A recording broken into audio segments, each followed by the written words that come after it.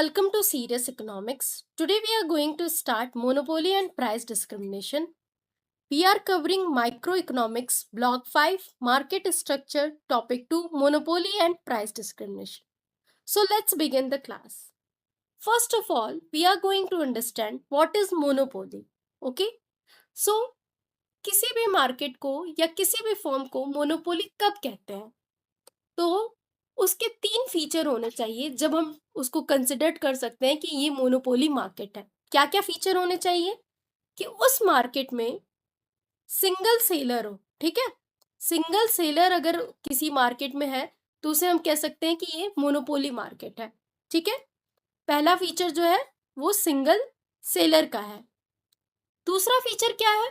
Single seller के अलावा दूसरा फीचर ये है कि उस मार्केट में क्लोथ सब्स्टिट्यूट जो है वो अब्सेंट होने चाहिए, ठीक है? क्लोथ सब्स्टिट्यूट जो है वो क्या होने चाहिए? अब्सेंस होने चाहिए, ठीक है? तीसरा फीचर क्या है? तीसरा फीचर मोनोपोली मार्केट डिक्लेयर करने का है कि उस मार्केट में स्ट्रॉन्ग एंट्री बैरियर्स हो, ठीक है? स्ट्रॉन्ग एंट्री बैरियर्स हो। तो अगर ये 3 फीचर्स किसी मार्केट में मीट करती हैं तो उस मार्केट को हम मोनोपोली मार्केट कहते हैं, ठीक है? अच्छा, ओवरऑल सिंपली अगर इसे एक्सप्लेन करें तो मोनोपोली मार्केट जो है, जब किसी पर्टिकुलर प्रोडक्ट सर्विस का मार्केट एसेंशियली एक ही फर्म कंट्रोल करती है, ठीक है?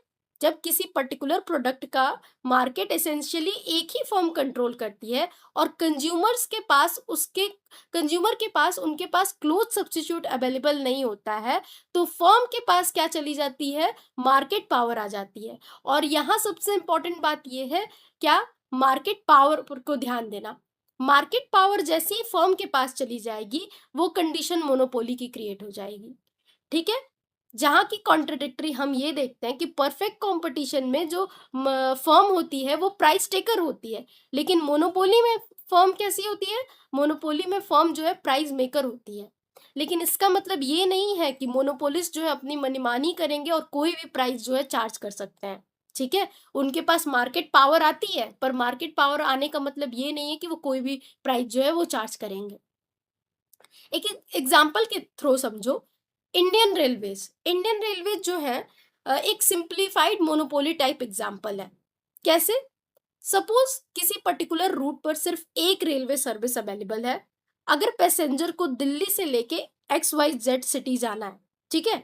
और एक ही रेलवे रूट सर्विस अवेलेबल है, एक ही रेलवे ऑपरेटर एग्जिस्ट करता है, इंडियन रेलवे, ठीक है? इसके अलावा कोई रेलवे नहीं है। तो इंडियन रेलवे चाहे तो उस रूट का जो है, मान लो कॉस्टिंग बैठ रहा है 500 to 600, ठीक है? पर इंडियन रेलवे चाहे तो क्या कर सकती है? उस रूट का अनलिमिटेड प्राइस चार्ज कर सकती है, ठीक है? कर सकती है ना? बट ऐसा नहीं करेगी वो। क्यों? अगर प्राइस बहुत हाई होगा तो पैसेंजर क्या करेगा? पैसेंजर अल्टरनेटिव तो ढूंढ ही लेगा ना। क्लोज सब्स्टिट्यूट मान लो रेलवे ऑपरेटर नहीं अवेलेबल होगा, कोई और रेलवे सर्विस अवेलेबल नहीं होगी, पर अदर सर्विस तो होगी, बस होगी, फ्लाइट होगी, कार यूज कर सकता है कि मैं इतना हाई प्राइस क्यों पे करूं, ठीक है? इससे अच्छा तो मैं फ्लाइट से चला जाऊंगा कम टाइम में।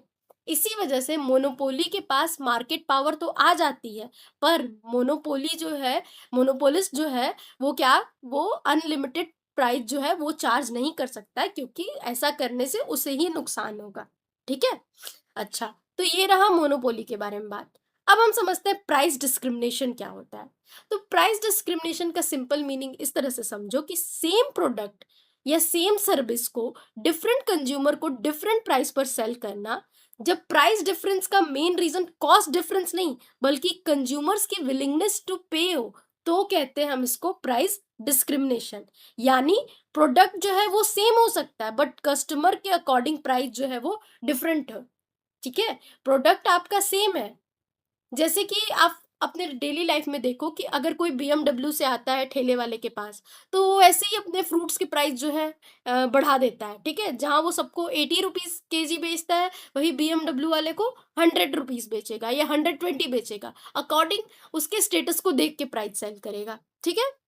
अगर रियल लाइफ एग्जांपल में देख लो तो मूवी टिकट का एग्जांपल ले लो। सपोज एक सिनेमा हॉल है, ठीक है? उसमें एडल्ट टिकट कितनी है? ₹250 है। स्टूडेंट की टिकट कितनी है? ₹150। सीनियर सिटीजन की टिकट कितनी है? 180 है। ठीक है। और मूवी और सीट कैटेगरी सेम हो सकती है, लेकिन डिफरेंट ग्रुप्स के लिए डिफरेंट प्राइस लिया जा रहा है। स्टूडेंट्स के लिए हमेशा देखते हो हर जगह डिस्काउंट होता है 10% इस तरह करके। ठीक है।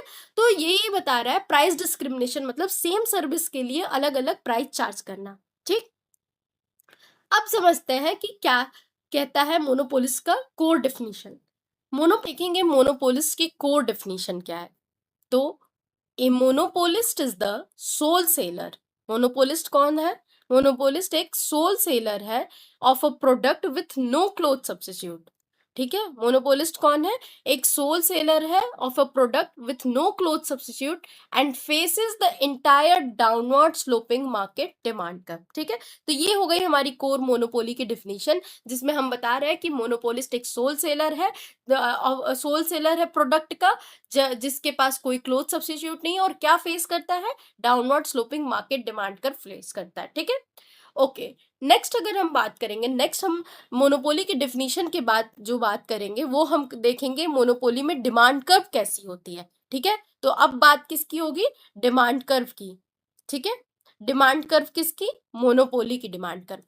परफेक्ट कंपटीशन की डिमांड कर्व अलग होगी, मोनोपोली की अलग होगी। ठीक है। मोनोपोलिस्ट की अलग होगी। जितने भी मार्केट स्ट्रक्चर है सबके डिमांड कर्व अपने अपने अलग अलग होंगे। तो देखो मोनोपोली में डिमांड कर्व जो है, मोनोपोलिस्ट ही मार्केट का मेजर सेलर होता है। ठीक है। जब मोनोपोलिस्ट ही यहाँ पे मार्केट का मेजर सेलर होता है, तो यहाँ पे जो डिमांड कर्व होगी इनकी मोनोपोली की, वो फर्म की डिमांड कर्व के बराबर होगी। मतलब फर्म की जो डिमांड कर्व होगी, फर्म की डिमांड कर्व, मैं ऐसे लिख देती हूँ, फर्म की जो डिमांड कर्व होगी मोनोपोली में, वो किसके बराबर होगी? वो मार्केट डिमांड कर्व के बराबर होगी। ठीक है। मार्केट डिमांड कर्व के बराबर होगी। अच्छा, तो अगर मार्केट डिमांड कर्व के बराबर होगी तो मार्केट डिमांड कर्व कैसी होती है? नॉर्मल डिमांड कर्व मार्केट की कैसी होगी? Downward sloping. डाउनवर्ड स्लोपिंग का क्या मतलब है? डाउनवर्ड स्लोपिंग का मतलब है कि प्राइस बढ़ेगी और क्वांटिटी घटेगी। प्राइस अगर बढ़ा तो क्वांटिटी घटेगा, अगर प्राइस घटेगा तो क्वांटिटी बढ़ेगा। ठीक है। यही पढ़ा है हमने ना, नॉर्मल मार्केट डिमांड कर्व जो डाउनवर्ड स्लोपिंग होता है, प्राइस बढ़ने पे क्वांटिटी घटता है, प्राइस घटने पे क्वांटिटी बढ़ता है, नेगेटिव रिलेशनशिप होता है। ठीक है। तो वही कह रहा है कि डिमांड कर्व जो मोनोपोली की होती है वो किसके बराबर होती है? मार्केट डिमांड कर्व के बराबर होती है। इसी वजह से हम क्या कह रहे हैं कि जो सेलर है वो क्या कर रहा है? सेलर जो है फेस कर रहा है entire downward sloping market demand का। ठीक, क्लियर? अच्छा, अब बात करते हैं कि इसी downward sloping market demand curve होने के कारण, इसी मार्केट डाउनवर्ड स्लोपिंग होने के कारण जो है मार्जिनल रेवेन्यू एमआर जो है वो लेस देन होता है एआर के और इक्वल होता है प्राइस, सॉरी, एमआर जो है वो किसके लेस देन होता है? एआर के। मार्जिनल रेवेन्यू जो है एवरेज रेवेन्यू के बराबर होता है, और एवरेज रेवेन्यू किसके बराबर हो जाएगा? एवरेज रेवेन्यू एआर जो है प्राइस के बराबर कंसिडर करो। ठीक है। तो मोनोपोली में एआर जो है वो क्या है? एवरेज रेवेन्यू जो है इक्वल है डिमांड कर्व के। डिमांड कर्व के। अब देखो इसको मैं समझाती हूँ क्लियरली। एमआर जो है मार्जिनल रेवेन्यू जो है प्राइस से कम क्यों है? ये क्वेश्चन आता होगा माइंड में। देखो, तो अब दिमाग में ख्याल ये आता होगा कि जो मार्जिनल रेवेन्यू है वो कम क्यों है एवरेज रेवेन्यू से। ठीक है। तो देखो, इसका कारण ये है कि जब भी हम जैसे 10 यूनिट सेल करते हैं 100 रुपीज में, ठीक है, सपोज एक मोनोपोलिस्ट है, ठीक है, मोनोपोलिस्ट जो है वो 10 यूनिट बेचता है, कितने रुपए में? 10 यूनिट बेचता है। हर एक यूनिट का प्राइस जो है 100 रुपए रखता है। ठीक है। और वो 1000 रुपए का सेल करता है। ठीक। जब वो 100 रुपए, मतलब जब वो 10 यूनिट बेचता है, ठीक है, और 100 रुपए हर एक यूनिट का प्राइस रखता है, तो 1000 रुपए उसकी उसकी सेल होती है। ठीक है। या 1000 रुपए की मान लेते हैं, उसको रेवेन्यू होता है। ठीक है। लेकिन अब वो सोचता है कि मैं और यूनिट बढ़ा देता हूँ और ज्यादा प्रोडक्शन करता हूँ। ठीक है। तो जब वो 11वां यूनिट सेल करेगा, ठीक है, तो 11वां यूनिट जो है वो सेल करेगा, मान लो मार्केट में जो डिमांड है 10 ही की है, ठीक है, पर उसको एक्स्ट्रा सेल करना है जब 11 यूनिट, मतलब उसको डिमांड क्रिएट करना है, तो डिमांड क्रिएट करने के लिए उसको क्या करना पड़ेगा, अपना प्राइस जो है वो डिक्रीज करना पड़ेगा। तो जैसे ही वो 11वां यूनिट सेल करना चाहता है तो वो 95 रुपीज में पर यूनिट सेल करेगा, अपनी प्राइस डिक्रीज कर देगा। स्टिल उसको रेवेन्यू होगा कितना, पहले वो 1000 रुपए कमा रहा था 10 यूनिट बेच के, और अब जब वो 11वां यूनिट बेच रहा है तो वो 1045 रुपए 1045 रुपीज अर्न कर रहा है, मतलब पहले से 45 रुपीज उसको एक्स्ट्रा प्रॉफिट हो रहा है। और इस एक्स्ट्रा प्रॉफिट के लिए, इस 45 एक्स्ट्रा प्रॉफिट के लिए उसको क्या करना पड़ा, प्राइस को डिडक्ट करना पड़ा। क्यों रिड्यूस करना पड़ा, 100 से 95 क्यों करना पड़ा इसको प्राइस, क्योंकि जो मार्केट की डिमांड है वो 10 ही यूनिट की है, पर तुम डिमांड एक्स्ट्रा क्रिएट करा रहे हो प्राइस डिक्रीज करा के, जैसे one by one get one offer देखते हैं ना, तो हम जो है क्या कर रहे हैं, डिमांड क्रिएट कर रहे हैं। कंज्यूमर को एक ही बिस्किट के पैकेट की जरूरत है पर वो 2 ले जा रहा है क्योंकि एक पे एक ऑफर है, और हम जो है इंक्लूड प्राइस कर दे रहे हैं एक एवरेज प्राइस लगा के, स्टिल जो है सप्लायर उसको प्रॉफिट हो रहा है, ठीक है। तो जब भी आप 11वां यूनिट, जब भी आप एक्स्ट्रा यूनिट सेल करोगे आपको प्राइस डिक्रीज करनी पड़ेगी, और प्राइस डिक्रीज करने के बावजूद भी आपको प्रॉफिट होगा, बट नॉट लाइक जैसे कि आप 10 यूनिट पे कमा रहे थे, ठीक है। तो यहाँ पे हमें 45 रुपीज का जो है प्रॉफिट होता है, प्राइस हमारी कम होती है, ठीक है। तो 11th यूनिट जो है सेल करने के लिए एग्जिस्टिंग 10 यूनिट्स का प्राइस भी जो है वो ₹100 से क्या करना पड़ेगा, 95 करना पड़ेगा। ऐसा नहीं कि सिर्फ 11 यूनिट का हम जो 10 यूनिट्स 100 पे बेच रहे हैं और 11 यूनिट जो है वो 95 पे बेच रहे हैं, नहीं, हम जो बाकी भी पीछे वाला जो है उसको भी क्या क्या करेंगे, 95 पे ही सेल करेंगे, ठीक है। तो मोनोपोलिस्ट को एडिशनल यूनिट से रेवेन्यू मिलता है, बट एग्जिस्टिंग यूनिट पर रेवेन्यू लॉस भी होता है, ठीक है। तो इसीलिए जो मार्जिनल रेवेन्यू है वो किसके नीचे होती है, एआर। एआर क्या है, एआर को मैंने क्या बताया, डिमांड कर्व है। एवरेज रेवेन्यू कर्व क्या शो कर रहा है, एवरेज रेवेन्यू कर्व तुम्हारा डिमांड कर्व शो कर रहा है। तो मार्जिनल रेवेन्यू हमेशा एवरेज रेवेन्यू से कम क्यों है मोनोपोली में, क्योंकि आपका जो डिमांड पे प्रॉफिट हो रहा है, 10 यूनिट जितनी डिमांड है उतना जितना प्रॉफिट हो रहा है वो 11 यूनिट सेल करने पे क्रिएट करके, मतलब मार्जिनल यूनिट बेचने से मार्जिनल रेवेन्यू उतना नहीं हो रहा, लॉस तो कुछ नहीं, प्रॉफिट ही हो रहा, प्रॉफिट कमाने के लिए 11th यूनिट हम सेल कर रहे हैं। पर एवरेज रेवेन्यू के कंपैरिजन में, मतलब डिमांड कर्व के कंपैरिजन में एवरेज मार्जिनल रेवेन्यू जो है वो कम है, इसीलिए मार्जिनल एमआर जो है वो लेस देन एआर के होता है, ठीक है। अच्छा, अब ये देखो, अब तीसरा जो पॉइंट आता है, अगर कभी भी एग्जाम में मोनोपोली के बारे में लिखना हो तो पहले तो हम व्हाट इज मोनोपोली लिखेंगे, फिर मोनोपोली की डिमांड कर्व के बारे में बताएंगे जो कि फर्म की डिमांड कर्व के बराबर होता है, फर्म की जो डिमांड कर्व है मार्केट डिमांड कर्व के बराबर होता है, और वो कैसा होता है, डाउनवर्ड स्लोपिंग होता है, ठीक। और दूसरा इंपॉर्टेंट पॉइंट क्या है हमारा, दूसरा इंपॉर्टेंट पॉइंट है हमारा कि एमआर जो है एआर के लेस देन होता है, और ऐसा क्यों होता है, क्योंकि 11th हर एक एक्स्ट्रा यूनिट सेल करने के लिए हमें थोड़ा प्राइस कम करना पड़ेगा, और हर एक एक्स्ट्रा यूनिट जब भी हम सेल करते हैं तो प्रॉफिट एज इट इज नहीं होता है जितना एवरेज रेवेन्यू, जितना डिमांड कर्व पे होता है, ठीक है। चलो, तो अब हम बात करते हैं मोनोपोली का प्रॉफिट मैक्सिमाइजेशन रूल, जो तीसरा पॉइंट है इंपॉर्टेंट, वो हम बात करने जा रहे हैं मोनोपोली का प्रॉफिट मैक्सिमाइजेशन रूल, ठीक है। तो हमने क्या देखा कि मोनोपोली जो है डाउनवर्ड स्लोपिंग डिमांड का फेस करता है, ठीक है, और मार्जिनल रेवेन्यू जो है उसका हमेशा प्राइस के बिलो होता है। प्राइस मतलब क्या, मैंने क्या बताया कि एमआर जो है वो एआर से कम होता है प्राइस के, और एआर जो है वो प्राइस के बराबर होता है, एवरेज रेवेन्यू जो है प्राइस के बराबर होता है, तो चाहे एआर से कम कहो या प्राइस से कम कहो बात एक ही है, ठीक है। तो जो मार्जिनल रेवेन्यू है वो हमेशा प्राइस से बिलो पे ही होता है, ठीक है। हर एक यूनिट एक्स्ट्रा सेल करने के लिए हमें प्राइस कम करना ही पड़ेगा, ठीक। तो मोनोपोलिस्ट जो है अपनी maximises profit where MR equal MC and charges the price on demand curve corresponding to the output always above MC। अब देखो क्या क्या है, मोनोपोली जो है अपना प्रॉफिट मैक्सिमाइजेशन कैसे करते हैं, तो देखो मोनोपोली का प्रॉफिट मैक्सिमाइजेशन रूल को देखते हैं, ठीक है। तो मोनोपोलिस्ट जो है प्रॉफिट मैक्सिमाइजेशन रूल क्या कहता है, प्रॉफिट मैक्सिमाइज अपना किस कब करता है, तो देखो इसका रूल क्या है, प्रॉफिट मैक्सिमाइजेशन मोनोपोली का, याद रखना हम मोनोपोली पढ़ रहे हैं, मोनोपोली, ठीक। तो देखो जब M R equal to M C हो, M R equal to M C हो मतलब मार्जिनल रेवेन्यू जो है मार्जिनल कॉस्ट के बराबर हो, जिस क्वांटिटी पर जिस क्वांटिटी पर मार्जिनल रेवेन्यू मार्जिनल कॉस्ट के बराबर हो वही प्रॉफिट मैक्सिमाइजेशन आउटपुट है, यही प्रॉफिट मैक्सिमाइजेशन आउटपुट है। मतलब यहीं पे प्रॉफिट आपको मिलेगा जब आपका मार्जिनल रेवेन्यू आपके मार्जिनल कॉस्ट के बराबर आ जाए। ठीक है, तो आपका यहाँ पे जो आउटपुट है वो क्या होगा, प्रॉफिट मैक्सिमाइजेशन होगा। ठीक है, फिर इसी क्वांटिटी पर आप डिमांड कर्व से प्राइस डिटरमाइन करेंगे। ठीक है, फिर यही अगर मान लो 10 रुपए मार्जिनल रेवेन्यू है और 10 रुपए कॉस्ट, मतलब मार्जिनल रेवेन्यू आपका कॉस्ट से के बराबर आ गया, तो ये आपका प्रॉफिट मैक्सिमाइजेशन आउटपुट हो गया। ठीक है, फिर इसी नंबर पे, इसी क्वांटिटी पर आप डिमांड कर्व से प्राइस को डिटरमाइन करेंगे। ठीक है, तो याद रखना स्टेप 1 जो है प्रॉफिट मैक्सिमाइजेशन का, कि पहला तो एमआर को जो है, एक सेकेंड, स्टेप 1 क्या है प्रॉफिट मैक्सिमाइजेशन का, तो पहला तो स्टेप ये है कि आप एमआर को एमसी के बराबर रखोगे। ठीक है, और इससे क्या होगा, इससे आप आउटपुट डिटरमाइन करोगे, आप आउटपुट जो है वो डिटरमाइन करोगे। ठीक है, दूसरा स्टेप जो है आप प्रॉफिट मैक्सिमाइजेशन में क्या फॉलो करोगे, कि आउटपुट से आप क्या करोगे, डिमांड कर्व पर जाओगे। ठीक है, आउटपुट से आप डिमांड कर्व पर जाओगे, और तीसरा स्टेप आप क्या फॉलो करोगे, कि डिमांड कर्व से प्राइस डिटरमाइन करोगे।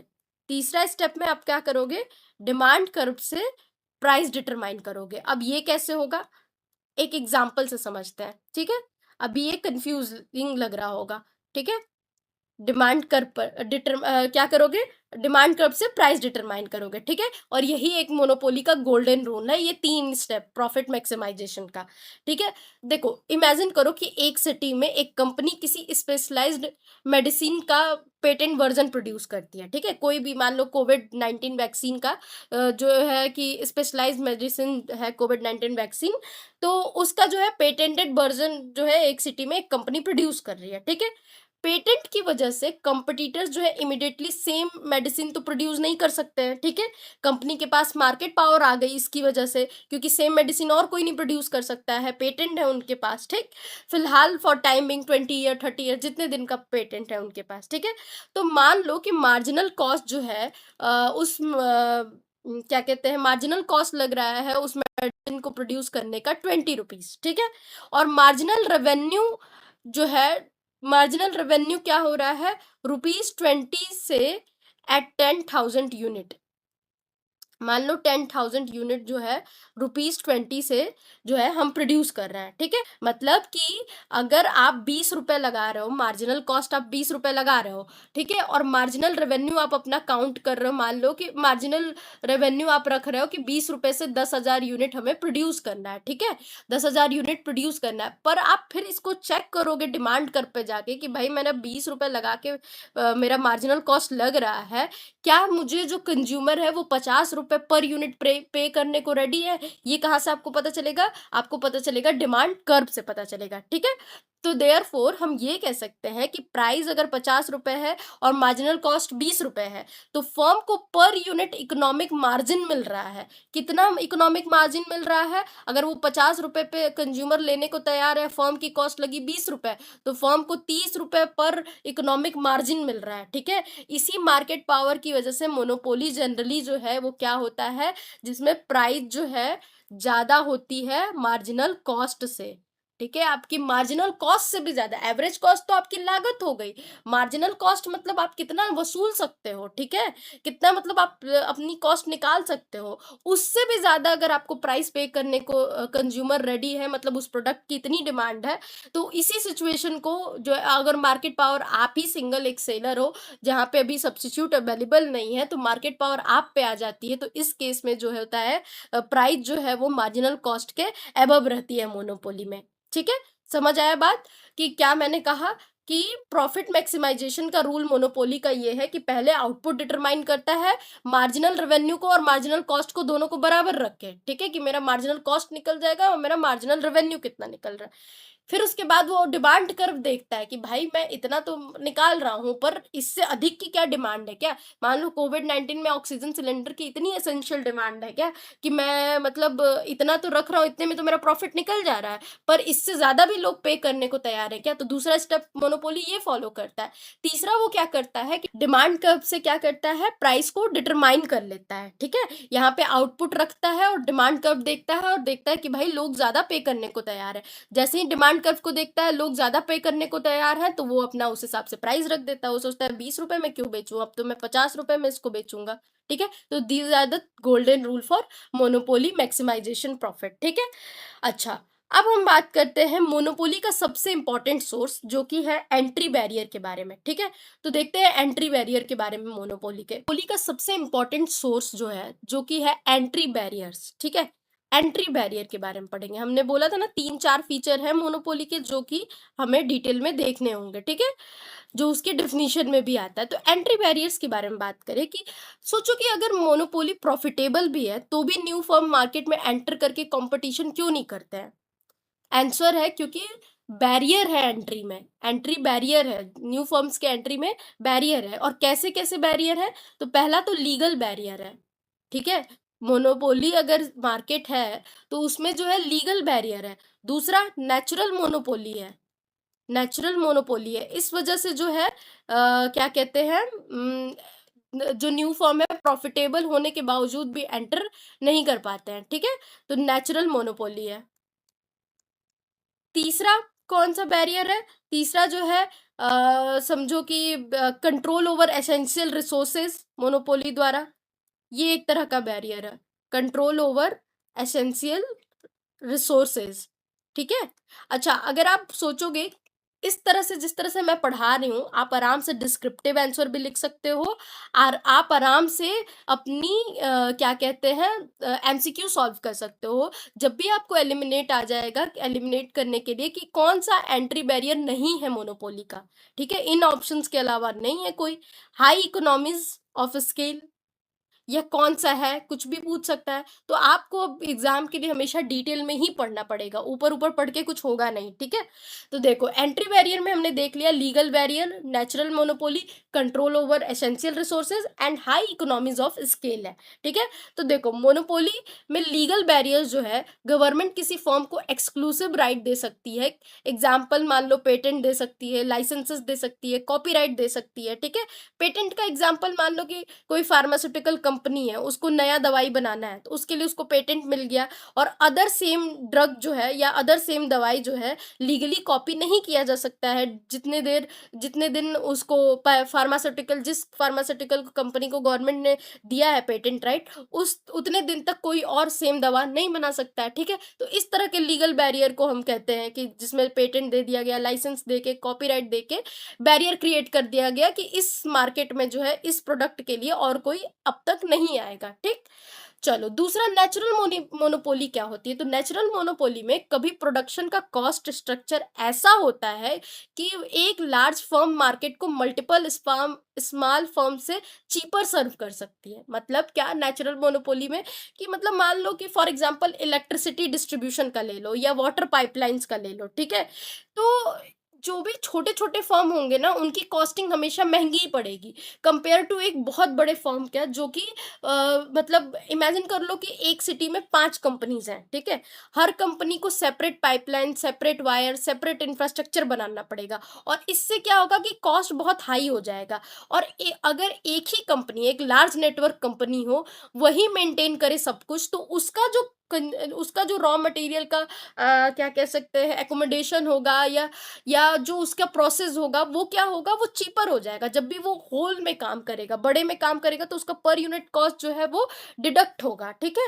That's why certain utilities can have a natural monopoly characteristics and are often regulated, ठीक है? रेगुलेटेड भी होती है और उनका मोनोपोली कैरेक्टर ही होता है। जैसे कि इलेक्ट्रिसिटी डिस्ट्रीब्यूशन ही देख लो ना, कितनी कंपनियां हैं इलेक्ट्रिसिटी डिस्ट्रीब्यूशन, क्या स्मॉल स्मॉल कंपनियां इलेक्ट्रिसिटी डिस्ट्रीब्यूट कर रही है? नहीं कर सकती है ना, क्योंकि वहां नेचुरल मोनोपोली होगा। वो करेंगे तो प्राइस और जो हमें 4 यूनिट या 7 यूनिट पर जो बिजली मिल रही है वो कितने पे मिलने लगेगी, 12 13 14, क्योंकि वो मेंटेन नहीं कर पाएंगे इतना हाई मशीनरी, इतनी हाई चीजें, ठीक है?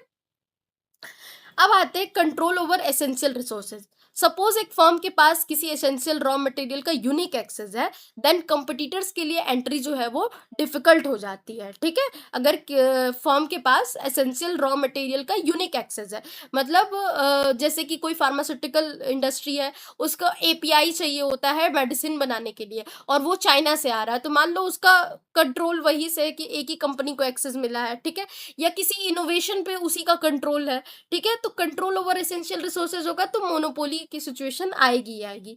Then high economies of scale की बात करें, अगर एवरेज कॉस्ट जो है कंटिन्यूअसली लार्ज आउटपुट के साथ डिक्रीज होता है। ठीक है, हमें पता है कि जितना आप होलसेल, कैसे कहते हैं, होलसेल प्राइस में कम है, रिटेल प्राइस में ज्यादा है। क्यों? क्योंकि होलसेल में क्या होता है ना, कि होलसेल में जितना आप लार्ज क्वांटिटी प्रोड्यूस करते हो, उतना जो है आपका जो एवरेज कॉस्ट है वो कम होता है। ठीक है, तो जो स्टेब्लिश फर्म होती हैं उनको कॉस्ट एडवांटेज उनका जो है स्ट्रांग हो सकता है। ठीक है, और न्यू कंपनी के लिए या न्यू फर्म के लिए compete करना जो है वो डिफिकल्ट हो सकता है। मान लो कोई कपड़ा बना रही है कंपनी, वो जो है पूरी की पूरी, अगर एक किसी डीलर से बात कर रही है, वो पूरी की पूरी जो है फैब्रिक ले गई। ठीक है, तो उसको कॉस्ट कम ही पड़ेगा ना।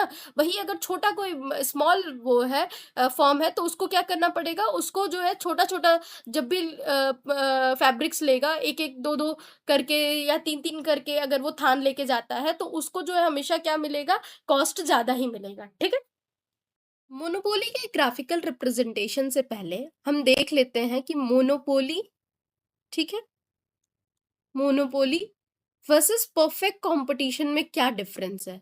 ठीक है, मोनोपोली वर्सेस परफेक्ट कंपटीशन में क्या डिफरेंस है।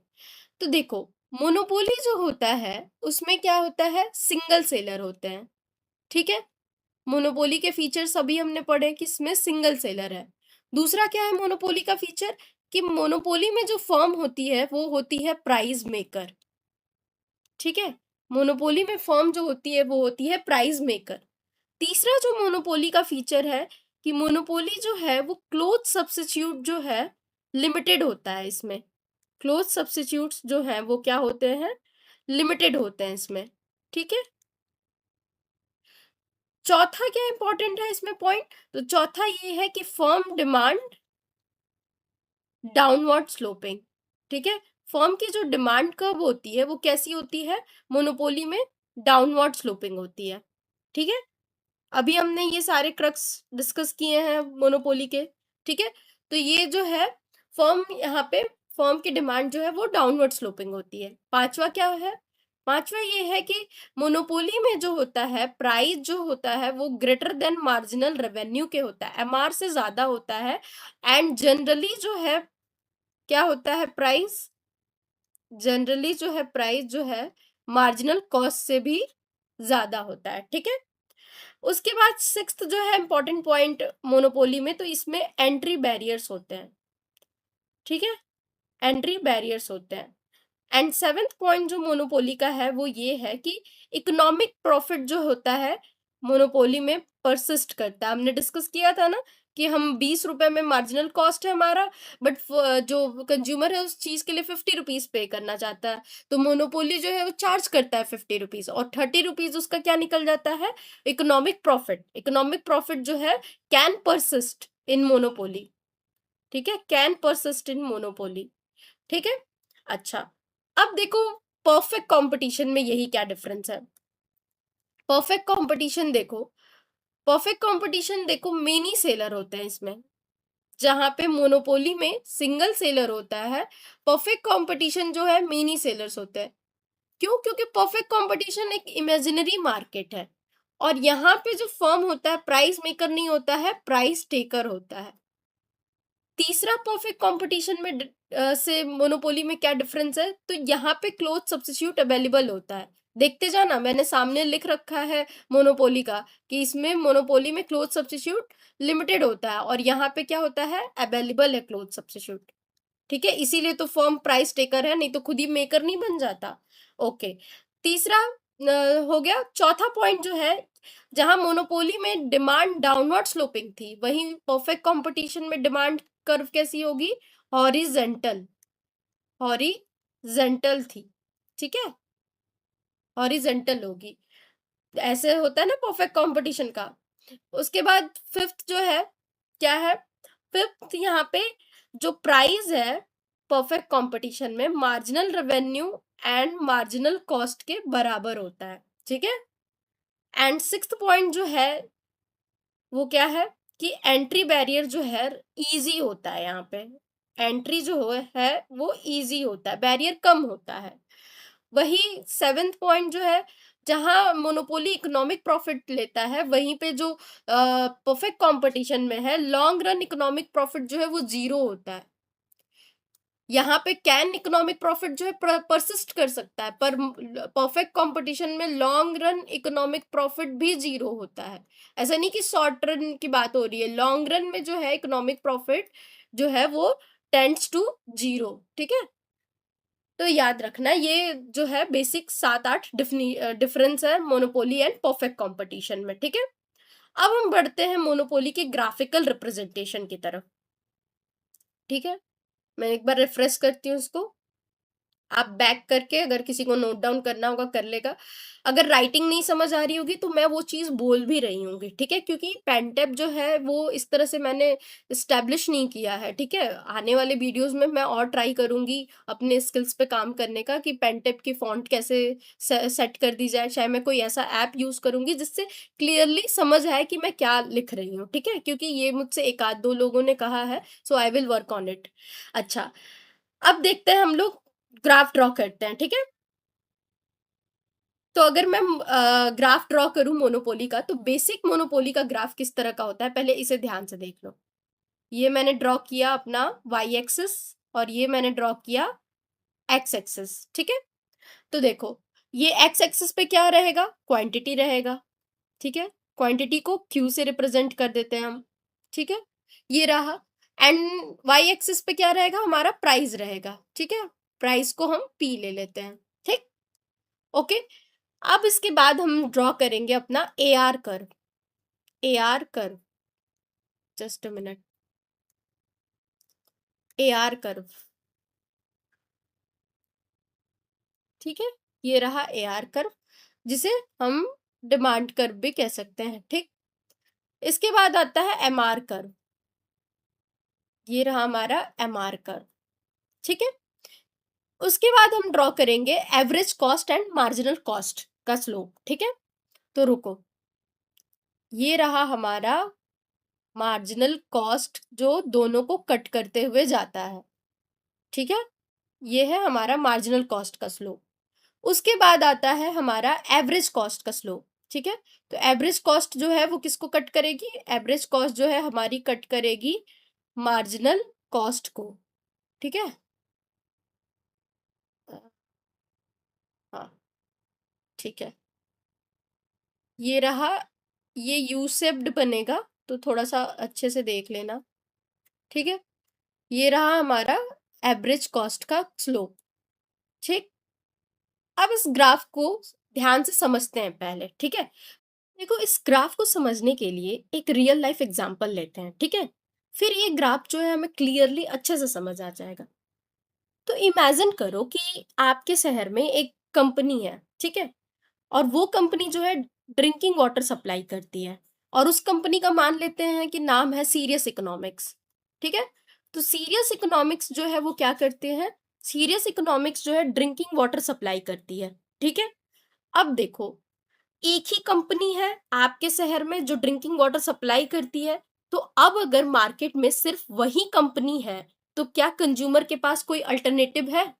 अगर मार्केट में सिर्फ एक ही कंपनी यही एग्जिस्ट करती है सीरियस इकोनॉमिक्स, तो क्या जो है उस शहर के लोगों के पास, कंज्यूमर के पास कोई और अल्टरनेटिव है, नहीं है, ठीक है। तो नो होगी, नो अल्टरनेटिव, ठीक।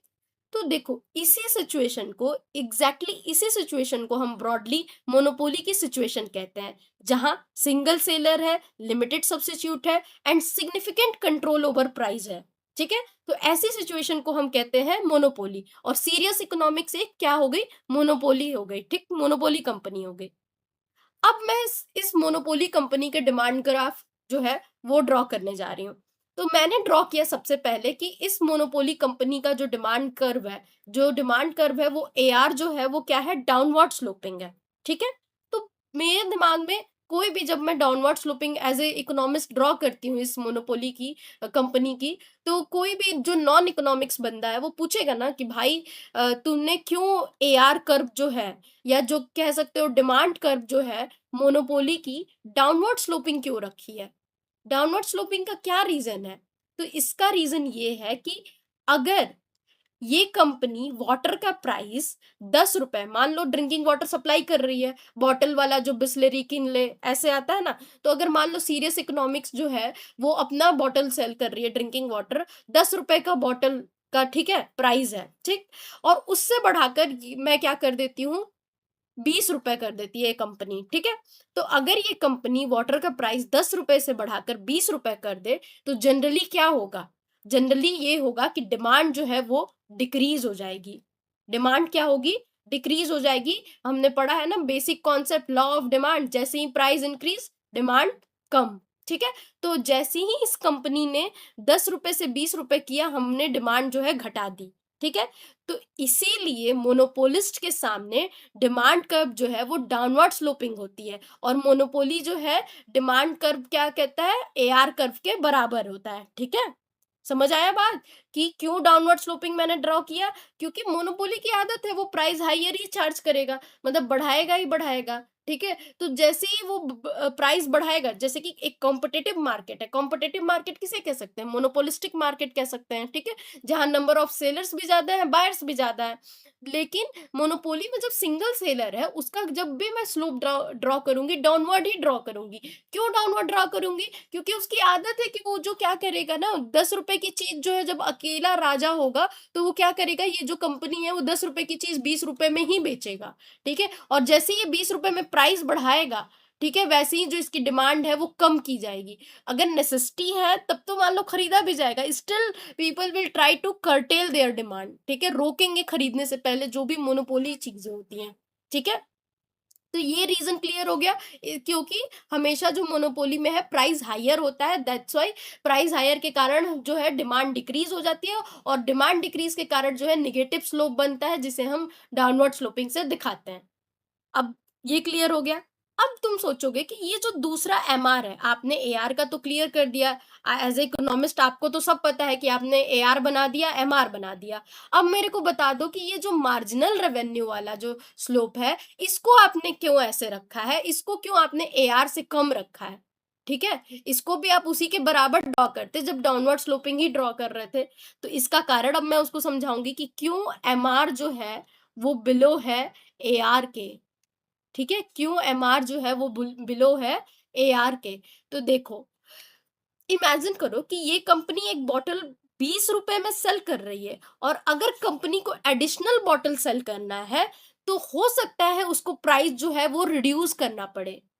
नहीं समझ आया? मैंने क्या कहा था, पहले ही समझाया था, why M R below A R, ठीक है। वही कॉन्सेप्ट यहाँ पे भी है, जो ग्राफ जब मैं ड्रॉ कर रही हूँ ए आर का एम आर से, कि जैसे ही वो ऐसे तो 20 रुपए का सेल कर रही थी, ठीक है, जब 10 यूनिट उस वो बेच रही थी, ठीक है, मोनोपोली खुश थी 20 रुपए में बेच के ज्यादा पैसा कमा के। पर मोनोपोली में लालच कैसे कम होगा? मोनोपोली को लगेगा, अरे भाई जो ये कॉम्पिटिटिव मार्केट वाले अदर प्रोडक्ट बेच रहे हैं, वो तो 50 यूनिट तक बेच पा रहे हैं, मैं तो 10 ही यूनिट बेच पा रहा हूँ, भले 20 रुपए में बेच रहा हूँ। तो उसको जब जैसे ही 50 यूनिट का लालच आएगा, वैसे ही उसको क्या करना पड़ेगा, इतनी यूनिट के लिए अट्रैक्ट करने के लिए कंज्यूमर के लिए, इसको इसका प्राइस जो है 15 रुपए जो है ले आना पड़ेगा, 10 रुपए ले आना पड़ेगा, ठीक है। तो जैसे ही इसको एडिशनल यूनिट, मतलब मार्जिनल रेवेन्यू कमाना है, जैसे ही इसको एडिशनल मार्जिनल यूनिट सेल करना है, वैसे ही इसको प्राइस क्या करना पड़ेगा, लो करना पड़ेगा, जिससे लोग अट्रैक्ट हो। भले मैं मोनोपोली हूँ, बट मैं मनमानी चार्ज कर रहा हूँ तो नहीं आ रहे, उसको डिमांड बनाना है मार्केट में। जैसे ही वो मार्केट में डिमांड बनाएगा, कैसे बनाएगा, प्राइस कम करके।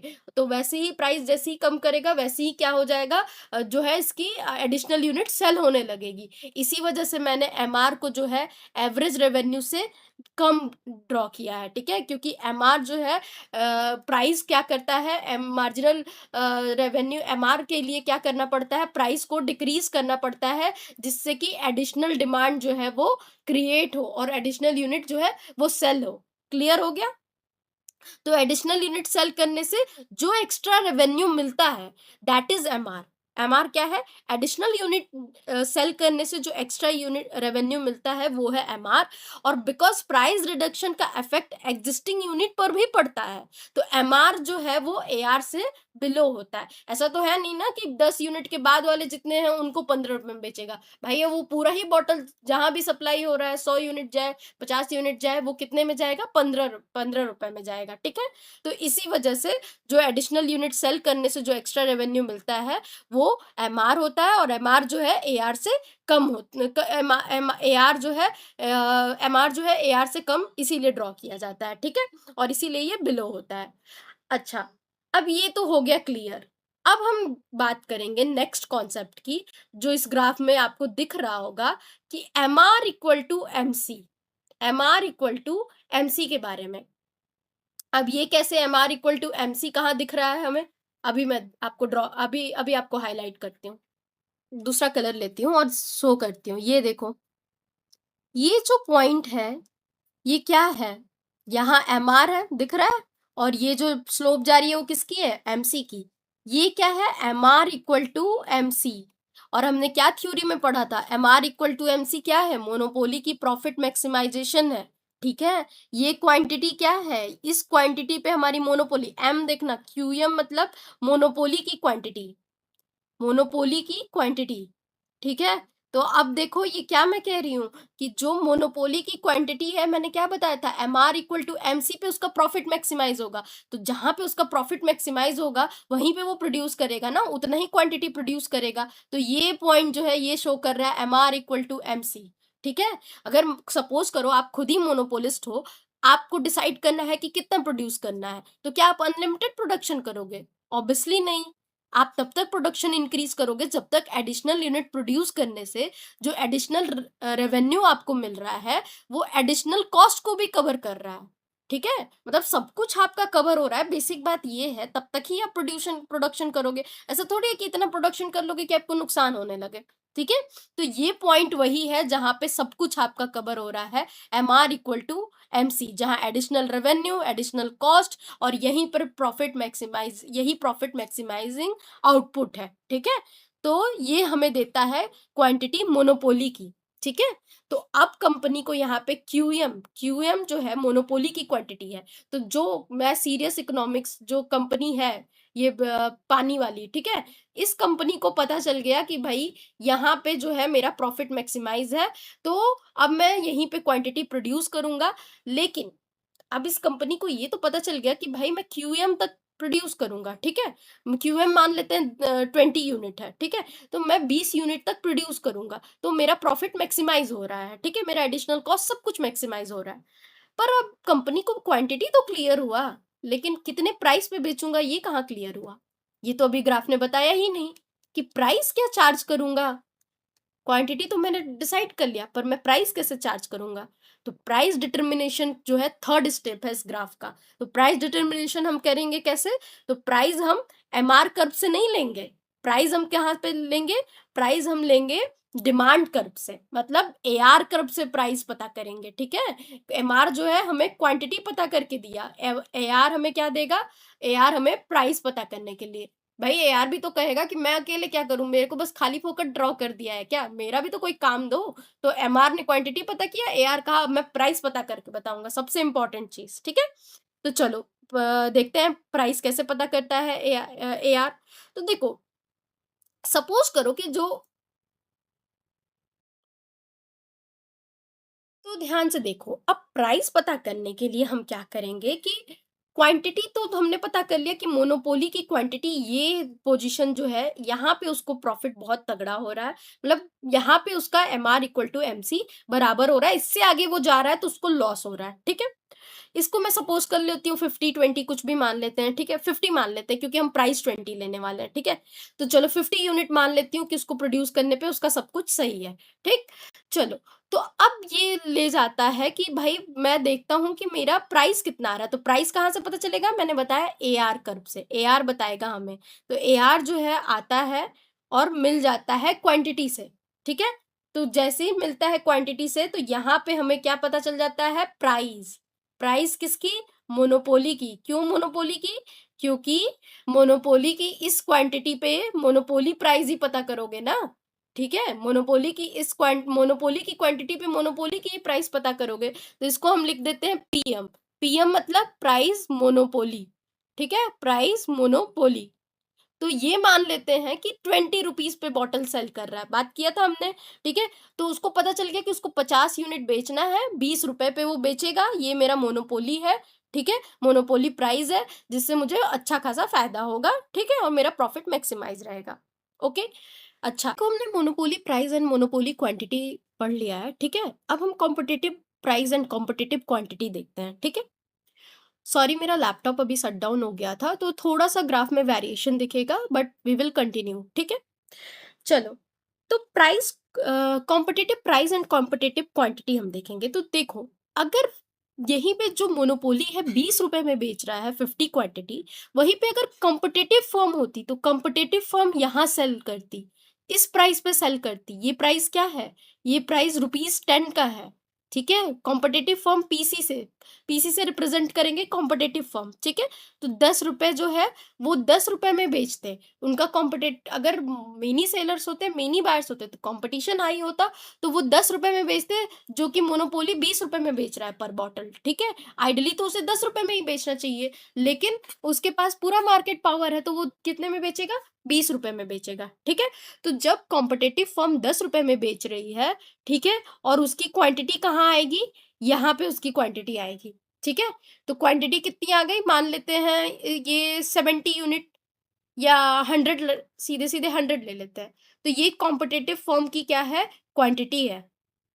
कैसे, देखो, हम हमेशा ड्रॉ करते हैं ना, लेफ्ट से राइट बढ़ते हैं ना, एक्स एक्सिस पे, लेफ्ट से राइट 0 1 2 3 4 ऐसे करके बढ़ते हैं ना। तो इधर जो आएगा हमारा 50 क्वांटिटी आया, और इधर क्या आया, 100। तो ये देखो, कॉम्पिटिटिव फर्म जो है 10 रुपए में 100 यूनिट बेच ले रही है, बात तो बराबर ही हुई, ज्यादा प्रॉफिट कर ले रही है, ज्यादा यूनिट बेच के कॉम्पिटिटिव प्राइस पे, ठीक है, सेम ही प्रॉफिट है। पर मोनोपोली कम क्वांटिटी बेच रहा है, ज्यादा प्राइस पे, ठीक है। तो ये रहा हमारा मोनोपोली का प्राइस, ठीक है। हमने क्वांटिटी डिटरमाइन कर लिया था, हाँ। देन क्वांटिटी से हमने क्या निकाल लिया, अपना प्राइस डिटरमाइन कर लिया, ठीक है। प्राइस डिटरमाइन करने के बाद हमें क्या समझ आई बात, हमें ये समझ आया कि भाई मोनोपोली तो प्रॉफिट कर रहा है, ठीक है, कम क्वांटिटी बेच के ज्यादा प्राइस में, ठीक है। तो वो प्रॉफिट जो है वो कहाँ दिख रहा है हमें, वो प्रॉफिट हमें यहाँ दिख रहा है।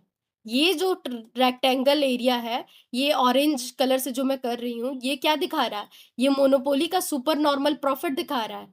वो कैसे सुपर नॉर्मल प्रॉफिट, तो प्रॉफिट हम कैसे पता करते हैं, तो प्रॉफिट भाई जो पहले वाला प्राइस है वो कितना है, पहले वाला जो मोनोपोली बेच रहा है वो 20 रुपीज में बेच रहा है, और जो हम बेच रहे हैं, जो कॉम्पिटेटिव फर्म बेचती वो 10 रुपए में बेचती, ठीक है। तो मोनोपोली कितना बेच रहा है, मोनोपोली 20 रुपए में क्या कर रहा है, 50 यूनिट बेच रहा है, और कॉम्पिटिटिव फर्म कितना बेच रही है, 10 रुपए में 100 यूनिट बेच रही है, ठीक है। तो अगर मान ले हम प्राइस माइनस करें, 20 में से 10 इंटू क्वांटिटी कर दे, तो कितना हो गया, 50 क्वांटिटी बेच रहा है, 500 रुपीज का टोटल प्रॉफिट हो रहा है मोनोपोली को, ठीक है। टोटल प्रॉफिट कितना हो रहा है, 500 रुपीज। कैसे निकालते हैं हम लोग, तो प्राइस जो मोनोपोली की है उसमें से एवरेज कॉस्ट माइनस कर दो। एवरेज कॉस्ट क्या, जो कॉम्पिटिटिव फर्म बेच रही है, यही तो एवरेज कॉस्ट हो गया, जो कॉम्पिटिटिव फर्म बेच रही है, ठीक है। ये तो मोनोपोली मार्जिनल कॉस्ट के भी ऊपर प्राइस लगा रहा है, ठीक। तो प्राइस मोनोपोली का एवरेज कॉस्ट से माइनस करके क्वांटिटी से मल्टीप्लाई कर देंगे, तो ये हमारा क्या आ जाएगा, ये एरिया आ जाएगा हमारा super normal profit, super normal profit. ये रहा इस ग्राफ का फिफ्थ पॉइंट। पहला पॉइंट हमने क्या डिस्कस किया था, why A R curve downward sloping, ठीक है। दूसरा पॉइंट हमने डिस्कस किया था M R Q A R से बिलो है, ठीक है। तीसरा पॉइंट हमने डिस्कस किया था M R equal to M C, profit maximisation के बारे में। पांचवा हमने क्वांटिटी पता की थी, चौथा हमने क्वांटिटी पता की थी, पांचवा हमने क्या किया था, उससे प्राइस पता किया था। एंड जो सिक्स्थ पॉइंट है वो क्या है, सिक्स्थ पॉइंट हमारा जो है सुपर नॉर्मल प्रॉफिट पता करना, ठीक है। एंड द लास्ट पॉइंट जो है वो अब हम देखेंगे डेडवेट लॉस का पॉइंट, ठीक है। अच्छा, अब तुम समझो कि सुपर नॉर्मल प्रॉफिट तो हमने अर्न कर लिया, ठीक है। अब डेडवेट लॉस कैसे क्रिएट हो रहा है, तो देखो, जो ये कॉम्पिटिटिव फर्म है, कॉम्पिटिटिव मार्केट में जो ये प्रोडक्ट है उसका प्राइस जो है 10 रुपए है, ठीक है, और 100 यूनिट सेल हो रहा है। ₹10 से कॉम्पिटिटिव मार्केट जो है वो 100 यूनिट बेच रही है। मतलब बहुत लोग खरीद पा रहे हैं, लोगों के लिए एक्सेसिबल है, प्रोडक्ट भी पहुंच पा रहा है और जो फर्म है उनके पास प्रॉफिट भी पहुंच पा रहा है, ठीक है, और उनका यूनिट भी सेल हो रहा है और कम प्राइस में कंज्यूमर को भी फायदा हो रहा है। ओवरऑल एक बढ़िया सिचुएशन है, ठीक।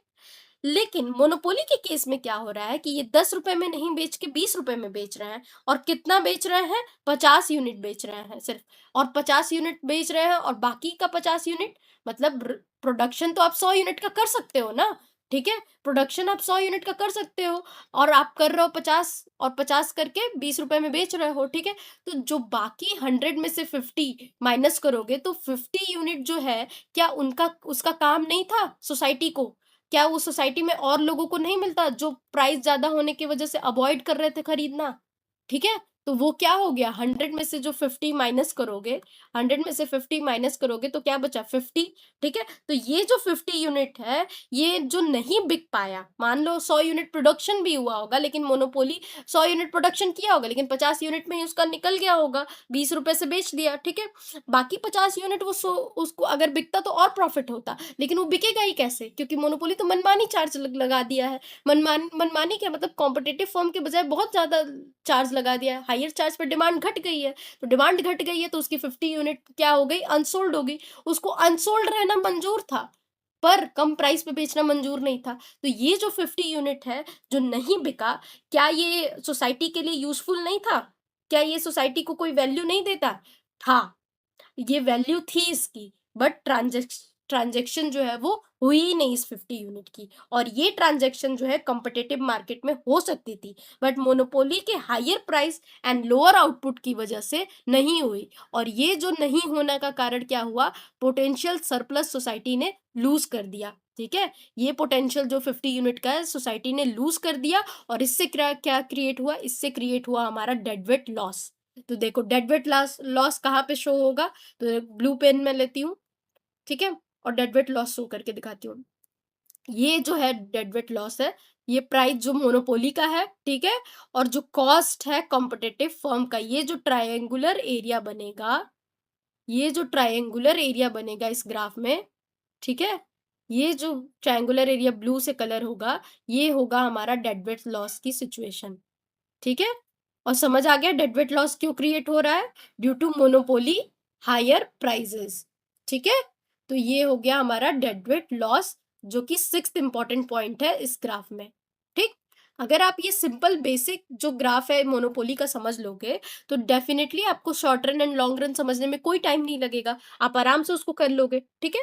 और देखो ये थोड़ा है टेक्निकल, थोड़ा सा लग रहा होगा अटपटा सा, एक बार आप खुद से बनाओ, एक एक चीज मैंने डिकोड करके बता दी है, ठीक है।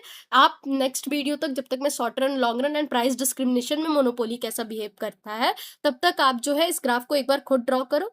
थोड़ा टेक्निकल है, वो तो माइक्रो है ही, माइक्रो मैक्रो ही तो मतलब इकोनॉमिक्स की जान है, तो आपको करना पड़ेगा इसको, ठीक है। तो ओवरऑल अगर मैं पूरी चीजों को डिकोड करूं इस ग्राफ को, तो हमने क्या क्या स्टेजेस में पढ़ा, ठीक है। तो वो स्टेजेस को मैं एक बार लिखती हूँ। पहला तो हमने देखा कि हमने मोनोपोली का ग्राफ बनाया तो एमआर को एमसी के बराबर देखा, ठीक है, एमआर को एमसी के बराबर देखा और उससे हमने क्वांटिटी फाइंड कर ली मोनोपोली की, ठीक है, मोनोपोली की, सॉरी सी स्पेलिंग, ठीक है, मोनोपोली की जो है हमने क्या फाइंड कर लिया, क्वांटिटी फाइंड कर लिया एमआर को एमसी के रख के, ठीक है।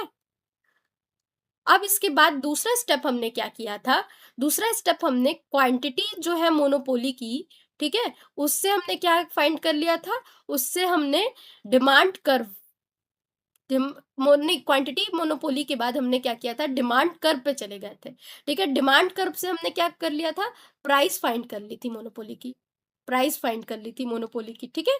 तो क्यूएम से, क्वांटिटी मोनोपोली से हम डिमांड कर्व पे गए, ठीक है। डिमांड कर्व पे जाने के बाद हमने क्या कर लिया, प्राइस मोनोपोली की फाइंड कर ली, ठीक है। ये हमने दूसरा स्टेप किया अपने ग्राफ में। तीसरा स्टेप जो हमने किया, प्राइस जो मोनोपोली की है, ठीक है, उसको देखा हमने कि ये एवरेज कॉस्ट से ज्यादा है, तो इसको हमने डिक्लेयर कर लिया कि ये सुपर नॉर्मल प्रॉफिट है। तो तीसरे स्टेप में हमने मोनोपोली की सुपर नॉर्मल प्रॉफिट को फाइंड कर लिया। चौथा स्टेप हमने इस ग्राफ में क्या किया, चौथा स्टेप में हमने कंपटीटिव इक्विलिब्रियम फाइंड किया। कंपटीटिव इक्विलिब्रियम, जब कंपटीटिव मार्केट होगा तो क्या कंपटीटिव इक्विलिब्रियम होगा, वो हमने क्यूसी, क्वांटिटी जो है सी से वो पता कर लिया, ठीक है? क्वांटिटी जो कितना प्रोड्यूस हो रहा है, यहाँ तो मान लो देखो ना ऊपर वाला ग्राफ, यहाँ तो प्राइस पता हो गया था, ठीक है? प्राइस कॉम्पिटिटिव का, प्राइस मोनोपोली का, यहाँ से हमने सुपर नॉर्मल प्रॉफिट ऑलरेडी निकाल लिया। इसके बाद भी अगर हम क्वांटिटी निकालते इस प्राइस से तो भी ठीक था, ठीक है? कोई ज़रूरी तो है नहीं पहले ही निकाले। तो मान लो चौथे स्टेप में मैंने लिख दिया कि हमने कॉम्पिटिटिव इक्विलिब्रियम का क्वांटिटी निकाल लिया, ठीक है? तो उसके बाद हमने क्या देखा कि 5वां स्टेप हमने जो किया वो क्या किया कि देखा कि क्वांटिटी जो है मोनोपोली की, देखो क्वांटिटी जो है मोनोपोली की वो क्या है, लेस देन है क्वांटिटी जो है कॉम्पिटिटिव फर्म की या कॉम्पिटिटिव मार्केट की क्वांटिटी से जो है मोनोपोली की क्वांटिटी जो है कम है। मतलब क्यूएम जो है वो लेस है क्यूसी से, ठीक है? और प्राइस जो है वो क्या है, प्राइस जो है मोनोपोली की ज्यादा है कॉम्पिटिटिव से।